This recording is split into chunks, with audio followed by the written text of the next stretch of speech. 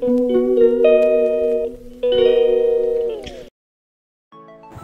Everyone, good morning. আশা করি সবাই ভালো আছো, সুস্থ আছো।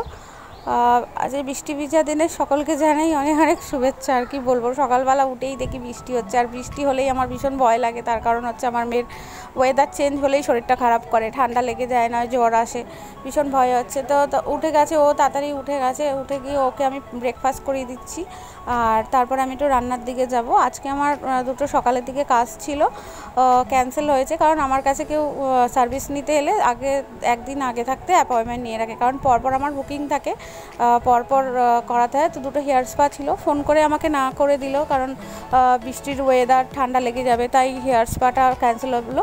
তো বাড়িতে যদি কোনো রকম 3টে পদ রান্না হয়, আমি যদি বাড়িতে থাকি মা দুটো করে, আমি একটা করি, বা আমি দুটো করি, মা একটা করে।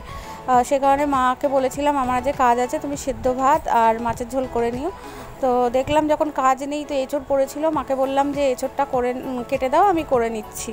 তো এঁচোড়টা আমি রান্না বসিয়ে দিয়েছি। দুপুরের ফেসিয়ালটা আছে, কিন্তু হেয়ার স্পাটা ক্যান্সেল হলে কী হবে, দুপুরে ফেসিয়াল করাতে যাব।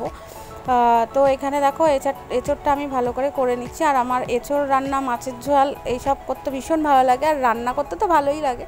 আর এইসব রান্না হলে তো কথা নেই, আমি রান্না করতে ভীষণ বাসি আর কি। এই যে এঁচোড়টা হয়ে গেছে, এবার ঘি গরম মশলা দিয়ে নামিয়ে নেবো। আর মেয়ে এদিকে জানলায় বসে একা একা নিজের মনেই খেলছে। আমি একদিকে রান্না করছি, একদিকে মেয়েকে খেয়াল রাখছি। মা একটু ছাদে গেছে সব জামা কাপড় নেড়ে চেড়ে দিতে, কারণ যা ওয়েদার শুকাবে না একটু, ওই জন্য এপিট ওপিট করতে গেছে। মা বললো আমি ছাদ থেকে আসি, তুই দেখ।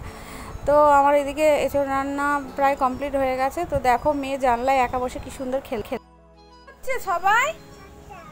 হ্যাঁ হ্যাঁ, দেখছে ও আড্ডা মারছে, ওর ভোদ, ওর তেদ, ওর ভাই সবাইকে নিয়ে আড্ডা দিচ্ছে জানলায়। আমার কি দেখছো? ওই মেয়েটা শুয়ে আছে, ও দেখছে, আর সবাইকে দেখাচ্ছে।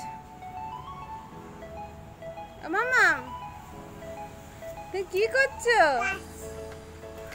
কাজ করছো? ছানা ছানা তাকাও, তাকাও আমার দিকে, তাকাও আমার দিকে, তাকাও। এই দেখো মাম্মাম, এই দেখো আমার দিকে।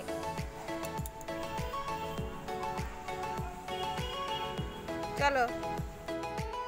তো জানলাটা বন্ধ করে দিয়েছিলাম, ওর ভালো লাগছিল না, বৃষ্টি হলেও ভীষণ দেখতে পছন্দ করে, তাই আর কি করা যাবে। আর বৃষ্টির ওয়েদার হলেই মেয়ের ভীষণ ঠান্ডা লাগে, ওই কারণে জানলার ধারে বসেছিলাম। আমার ভীষণ ভয় লাগছিল, আর কি করা যাবে, ওকে তো আর আটকানো যাবে না। যখন ছোটো ছিল বিছানায় শুয়ে রাখতাম, চুপচাপ শুয়ে থাকতো।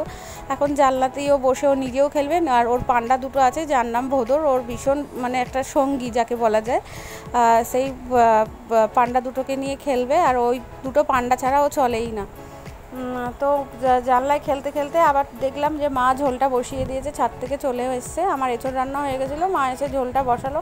আর এইদিকে দেখো বৃষ্টি থামার নামই করছে না। আমি যে একটু বেরোবো, আমার কিছু কাজ আছে, তা বেরোতেই পারছি না। মেয়ে জানলা থেকে নেমে মেঝেতে আবার বসে পড়েছে খেলতে। খাটের নিচে এক গামলা খেলনা থাকে, সেইগুলো বের করে রান্না করছে, একটা লাঠি দিয়ে ঘুরিয়েই যাচ্ছে। আর এদিকে বৃষ্টি পড়েই যাচ্ছে। আর তারপরে আমি ওকে একটু চান করে খাইয়ে নেবো। আর বারবার দেখাচ্ছি, এই কারণে বৃষ্টি যত বেলা এগোচ্ছে তত বৃষ্টি মানে হয়েই যাচ্ছে। তারপরে দেখো মেয়ের খাওয়ানোর অবস্থাটা, মেয়ে তো এক জায়গায় কিছুতেই খাবে না, ঘুরিয়ে ফিরিয়ে, সব মায়েদের যা জ্বালা হয় আর কি। তো ও একবার করে আসছে, নিয়ে যাচ্ছে, এরপরে আমার ওর পিছনে দৌড়াতে হবে। তো এইভাবেই ওকে আমার সারাদিনটা খাওয়াতে সময় লাগে প্রায় 1 ঘন্টা। তো দেখো খেতে খেতে বমি করে দিয়েছিল, আমিও ড্রেস চেঞ্জ করলাম, ওকেও চেঞ্জ করালাম। এখন আবার চেয়ারে বসে ফোন নিয়ে খাওয়াতে হচ্ছে। ছোটোবেলায় অত ফোনের নেশা ছিলই না, এমনি হাতে কিছু দিতাম খেয়ে নিত, এখন ফোন দেখিয়ে দেখিয়ে খাওয়াতে হবে।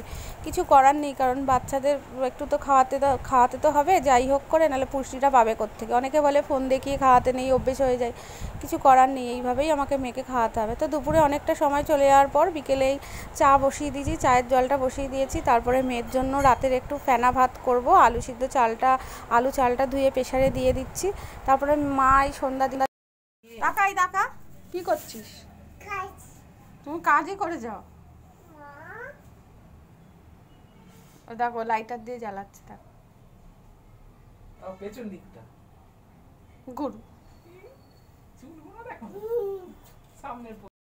তারপরে সন্ধ্যা দেওয়া দিতে দিতে মায়ের কাছে মেয়েকে রেখে বেরিয়ে পড়লাম শ্বশুরমশাইকে নিয়ে একটু চেক আপে যাচ্ছি। এই যে ডাক্তারখানায় পৌঁছে গেছি, আর এইদিকে দেখছি পেশেন্ট এসে গেছে আর স্যারও এসে গেছে, আমরাই লাস্ট ছিলাম।